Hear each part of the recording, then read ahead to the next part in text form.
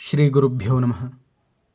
సదాశివసమారంభాం శంకరాచార్యమధ్యమాం అస్మదాచార్యపర్యంతాం వందే గురుపరంపరాం. చాలా ఏళ్ల క్రితం కంచిలో శ్రీమఠం ఎదురుగా పూల కొట్టు, పచారీ కొట్టు, మందుల షాపు ఇలా చాలా దుకాణాలు ఉండి వ్యాపారం చేసుకునేవాళ్ళు. ఇండియన్ బ్యాంకు వారికి శ్రీమఠం ఎదురుగా ఒక శాఖను ప్రారంభించి మఠం లావాదేవీలను చూసుకోవాలని వారి కోరిక. వారు తమ ఆలోచనని మఠం అధికారులకు తెలిపి వారి అనుమతి తీసుకున్నారు.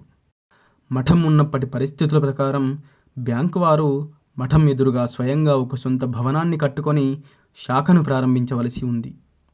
ఇందుకోసం అక్కడున్న దుకాణాలను ఖాళీ చేయించి వేరొక చోట వాటిని ఏర్పాటు చేసుకోవడానికి తగిన స్థలాన్ని ఆ దుకాణదారులకు ఇవ్వాలి.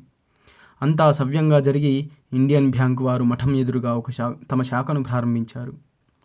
2 సంవత్సరాల తర్వాత దంపతులొకరు మహాస్వామివారి దర్శనానికి వచ్చి స్వామివారితో, ఈరోజు మా పెళ్లి రోజు, పరమాచార్య స్వామివారు మమ్మల్ని దీవించాలి అని ప్రార్థించారు.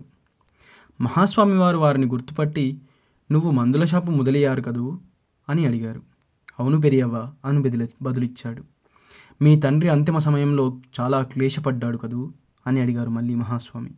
అవును పెరియవ్వ అని సమాధానమిచ్చాడు. వారి బాగోగుల గురించి కనుక్కున్న తర్వాత మహాస్వామి వారు ఇలా అడిగారు, ఇప్పుడు షాపు ఎక్కడ పెట్టుకున్నావు అని. షాపు ఇంకా ఎక్కడా పెట్టుకోలేదు పెరియవా, సరైన స్థలం కోసం చూస్తున్నాము అని చెప్పారు.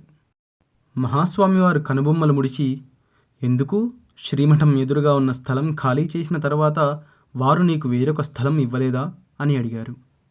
ముదలియారు సనుగుతూ, అది పెరియవా అంటూ అలాగే సనుగుతూ నిల్చుండిపోయాడు.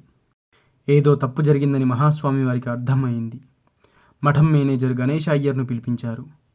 మహాస్వామి వారు నెమ్మదిగా విషయం విచారిస్తున్నారు. మనకు వీలున్నంతలో దాదాపు అందరికీ మరో చోట స్థలాలు ఇచ్చాము అని చెప్పాడు.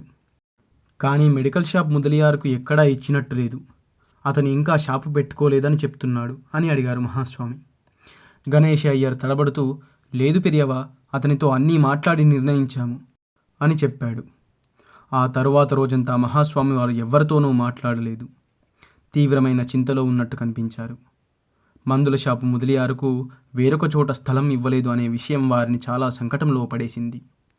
ఇలా చేయడం ఇచ్చిన మాటను అతిక్రమించడమే. అది అసత్య దోషం. స్వామివారు చివరగా తీసుకున్న నిర్ణయం అందరికీ చెప్పారు. వారి నిర్ణయం అందరినీ ఆశ్చర్యానికి గురిచేసింది. ముదలియారు ఇంటి చిరునామా తీసుకొని అతన్ని అప్పుడే పంపించి వేశారు. తరువాత వారు మేనేజర్ను పిలిచి విచారించారు.